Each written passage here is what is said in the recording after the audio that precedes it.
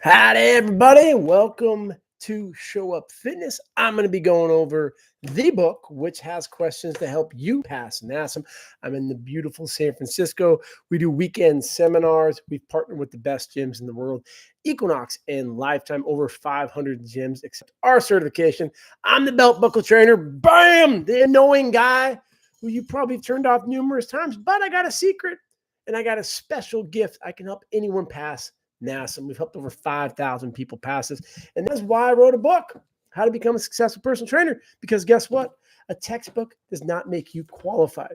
You need hands-on learning. And that's why the best gyms in the world, like Equinox and Lifetime, bring us out to teach their trainers. If you want to work at the most elite gyms in the world, which accept our certification, you need to level yourself up to become qualified. The average trainer quits within the first year. They get a simple textbook cert. They don't know what to do. You're struggling. You're frustrated. You're going through that esoteric 800-page book, and you're like, what the hell? This is confusing. What do I do? I'm going to delay it and delay it and delay it. And a year goes by, and you're not training people. That is unfortunate. I've been doing this for 20 years. I taught this stuff at a school, NPTI, who we've now partnered with, and they accept our certification as part of the ending process. So you go through their 6-month program, get your Show Up Fitness CPT, because you need to be qualified. If you haven't heard, this one may hurt. Sorry. UAE, United Arab Emirates, they banned NASM, ACE, and ISSA because they realize the industry is flooded with textbook certifications. Go to Reddit. Go to Facebook groups. What's the best certification? Everyone types in the same thing. They say NASM, ACE, ISSA. In my book, I have a beautiful photo. Robert Frost. All these people are going one way, and there's one person going the other way. It is not a saturated market when you are qualified, when you understand anatomy programming. But I understand you're frustrated because you want to turn your passion for fitness into a career. And you have a cool story. Maybe you lost a bunch of weight. Maybe you had an injury. Maybe you were playing track in high school and you got injured all the time and you weren't able to fulfill your dreams, becoming a world record holder in the triple jump like I wanted to do. Jonathan Edwards, my favorite athlete of all time, holds the record in the triple jump. 60 feet, 3/4 of an inch. Holy moly. That is quite the athleticism. But today I'm going to help you better understand NASM with a whole entire chapter in my book dedicated to helping people pass it. My book is $39. And let me tell you right now, if you have that victim mentality, $39, it's so much, take a step back. You spend over $1,000 on NASM. You should be spending $1,000 to go to a weekend seminar to learn and be around trainers who are working with clients, help them get out of pain, better assess. That's what we do with our soft tissue certification. We have 3, but this is not an infomercial on why Show Up Fitness is the best. We already know that. I'm here to help you pass your NASM. Chapter 12, manners are the authentic and genuine way one shows up in the world for good. A foundation for fulfillment and meaning. Donald G. James. We're big into reading at Show Up Fitness. He was on our book club call, and he talks about that in his book. So if you're already certified, obviously you don't need to get this chapter, but the whole book is going to help you with getting clients, leveling up your programming, how to assess, and what the industry is like with the acronym HELP NIC. These few questions I'm going to ask you here, I'm going to help you better understand the fundamentals, which is going to be the planes of motion. We got 3 of them. We got sagittal. We are sagittal creatures, flexion and extension. We have frontal, abduction, adduction. And we have transverse, which is rotation. So you should be able to name 3 exercises like that within the plane of motion. A chin-up, which plane of motion is it? Honk, San Francisco's all angry out there. It's going to be sagittal. When in doubt, go sagittal. Bicep curl, lunges, squats, those are all sagittal. Military press, lat pull down, pull up, lateral raise, jumping jacks, all frontal. Bench press, chest flies, reverse flies, those are all transverse. Running is in what plane of motion? Sagittal, frontal, transverse, or multiplanar. Running is sagittal. These are things that we address in the seminar. You have a client who has knee pain because they run a lot. How do you screen the ankle? How do you look into the soft tissue that you should be doing, not a foam roller? Get into the lateral gastrocnemius, hold for 30 seconds, bring them up to a discomfort, 7, 8, breathe through it parasympathetically. Bring that discomfort down to a 3, implement more pressure to get it back up to a 7, do a few of those reps, and then see if that helps with the knee discomfort. If that doesn't work, then you can get a strength test, like a single leg calf raise. You should be able to do 20 of them. But first, we're screening ankle dorsiflexion. And when you go to your toes, that's plantar flexion. When you have your toes come up, that's dorsiflexion. So your knee should be able to touch a wall 4 inches away from the wall. And if your calcaneus, which is your heel bone, comes off the ground, you do not have the requisite range of motion at the ankle to be running. So you need to get in that soft tissue. If running is very sagittal, yes, but we need frontal plane stability. So your glute med needs to be strong. And you should be able to screen that. Look at deceleration. Remember, when a muscle contracts, that's concentric. When a muscle relaxes or extends, it's going to be eccentric. We should have eccentric control. So if you were to sit down really slow like this, slow, belt buckles up, slow, boom, when you fall, you lack the eccentric control. That is a problem. That dead space could lead to injury. You should be able to screen that so you can strengthen it within the CCA. C means core movement pattern accessory. That's how we teach our programming, which is an easy, simplified plug and play system to help you better assess your clients and not get worried about what do I do next? A stability ball, squat, curl, press. That won't work, but that goes in stabilization. All things that I will address in this chapter. Number 2, so I have flashcards on here and I give you the definition. So a sagittal plane of motion is an imaginary line bisecting the body into right and left halves. Doesn't make sense. I get it, but flashcard it because you could see that question. Question number 2. Amber is performing an Arnold press. While spotting her at the wrists, you notice a grimace on her face during the rotational aspect of the movement. What is the beginning position of her hands during this exercise? This is a great question because it's getting you to think. You're never going to have a client ask you this. Chris, which rotator cuff muscle is irritated when I do this? Is it the supraspinatus, the teres major, which isn't a rotator cuff muscle, the latissimus dorsi, because that's overactive, or is it the supraspinatus, which I might have already said?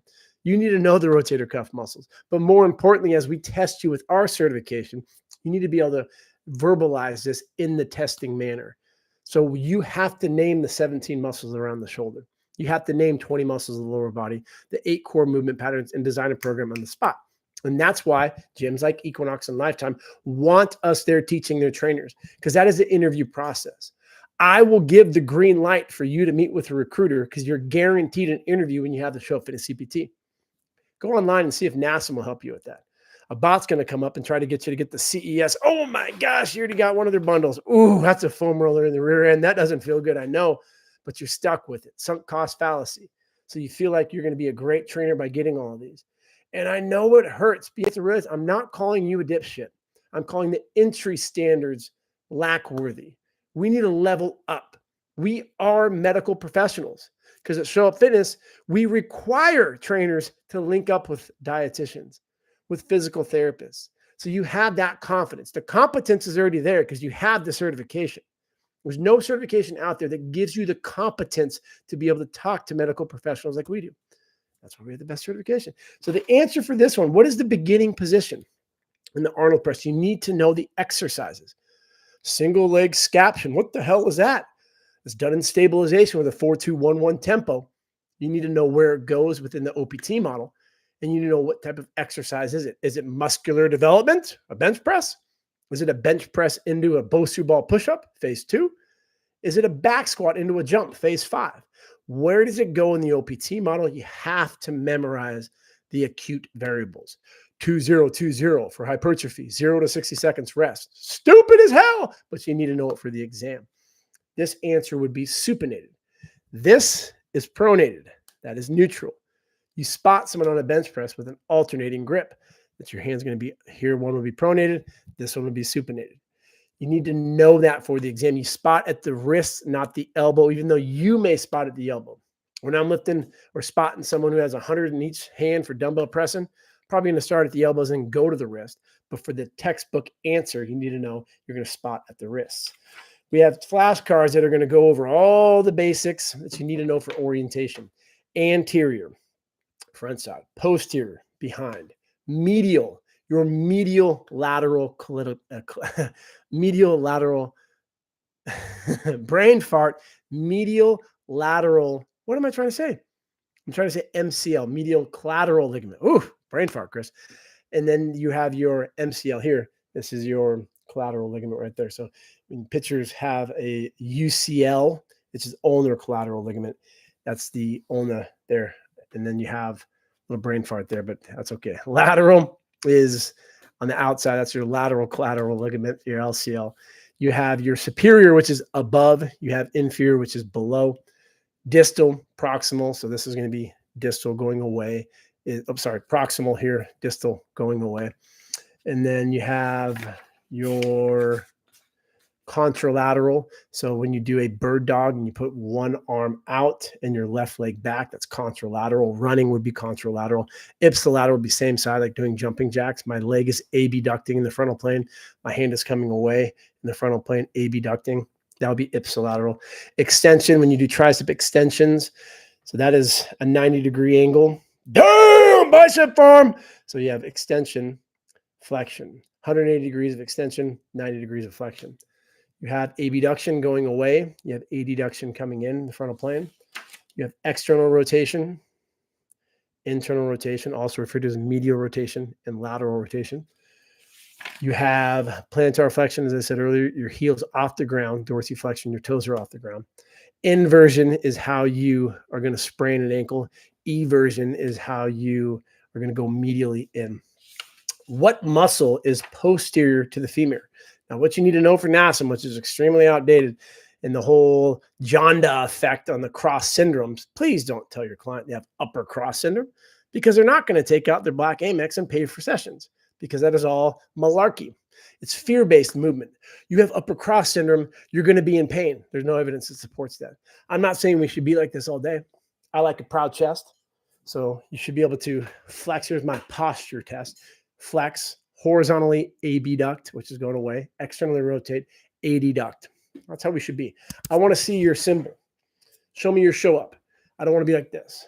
That's not optimal. Here, testosterone is going to be elevated, which is an anabolic hormone. Catabolic hormone would be more elevated here, which is cortisol.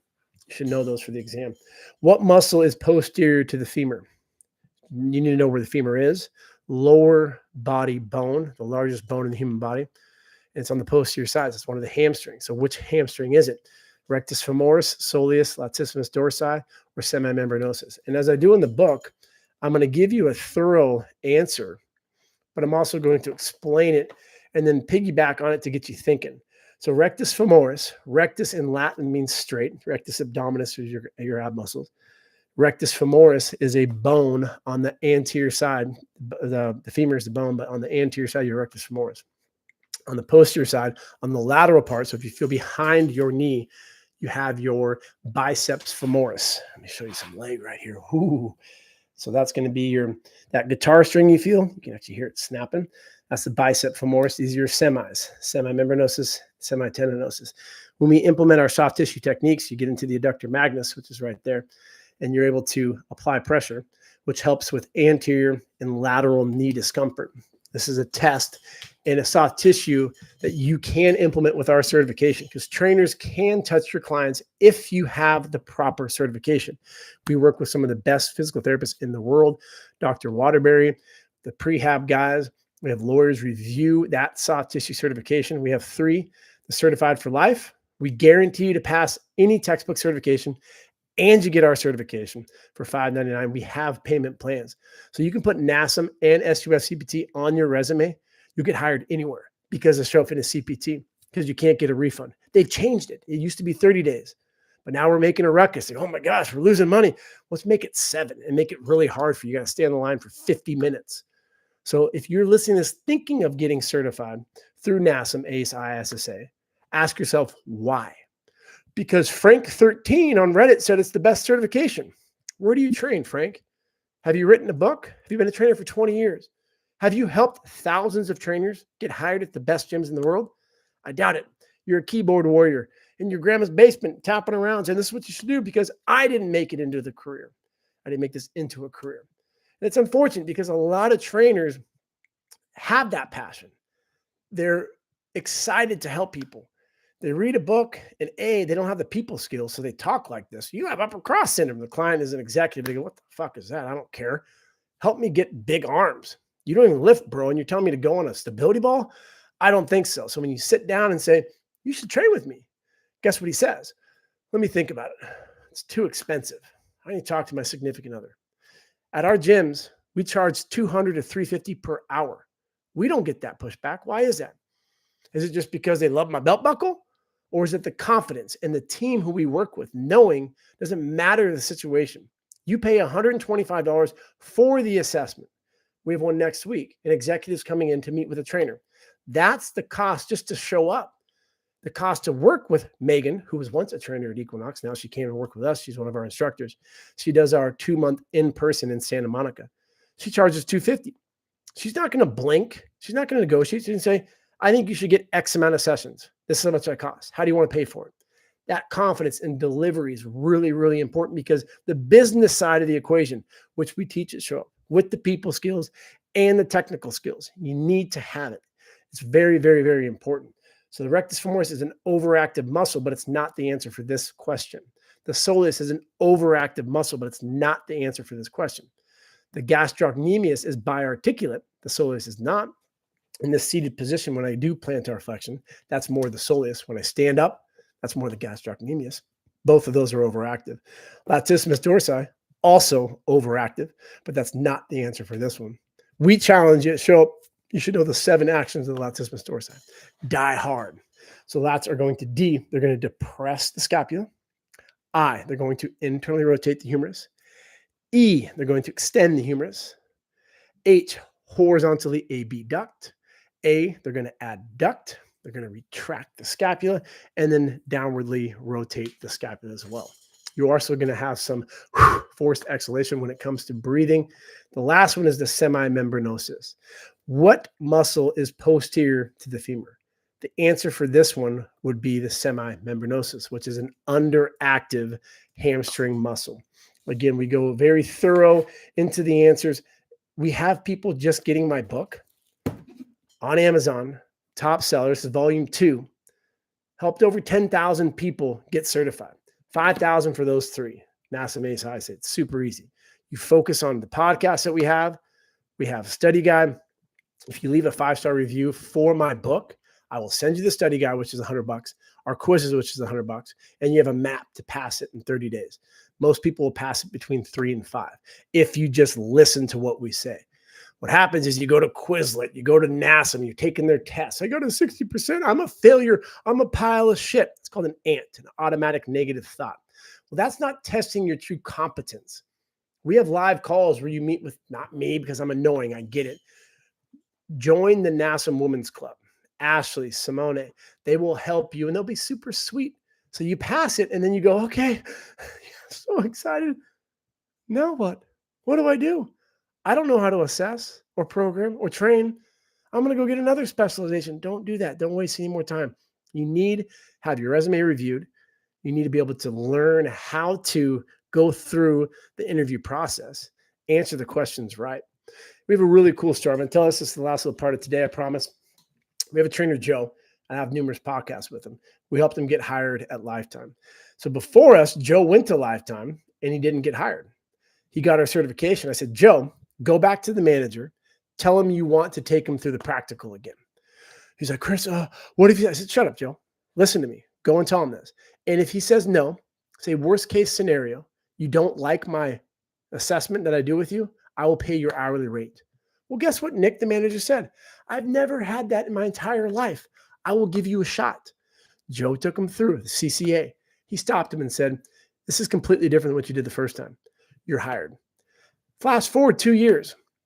Joe is now opening his own Lifetime. He's not the owner of Lifetime, but they have a new location and he is leading that. That typically will take between 8 to 10 years. At that location in Roseville, where we're going to have a seminar at the end of the month, they're starting to require, they can't say require, but you come in with an NASM ACE ISSA, they will say, go get your Show Up Fitness CPT because we want you to be qualified. And that's what we're going to do at Equinox as well as Lifetime. The best gyms, almost 10,000 trainers. Because when they level up, they're charging more. They're going from 110, 120 to 150. We had the highest trainer at Lifetime charge $250 per hour. That's what we're doing. We're helping trainers see the value in our product. You are a qualified professional. This small little hurdle you have does not define your career. What you do next does, how you level yourself up. And I'm sorry if I offended anyone. We're so delicate today, but it's frustrating because I see so many people who aren't able to make it and they blame the industry. It's so hard to make it. No, it's not. Tell me the 17 muscles of the shoulder. Design a program. This is how we do our interviews at Show Up Fitness. You come in, the first thing I say, there's my client right there, Beth. She's a lawyer. She makes a lot of money. Take her through a workout. And then Beth will tell me what she thinks of you. That's the first step. The second step, you're going to have to go through anatomy and programming and be able to assess people and charge the amount that we charge. That's the confidence and competence that we're producing. Get through this test. Shoot us a DM on Instagram, TikTok, watch and listen to the podcast. Let us know where we can help you pass. And remember, it's all about showing up. Have a great day.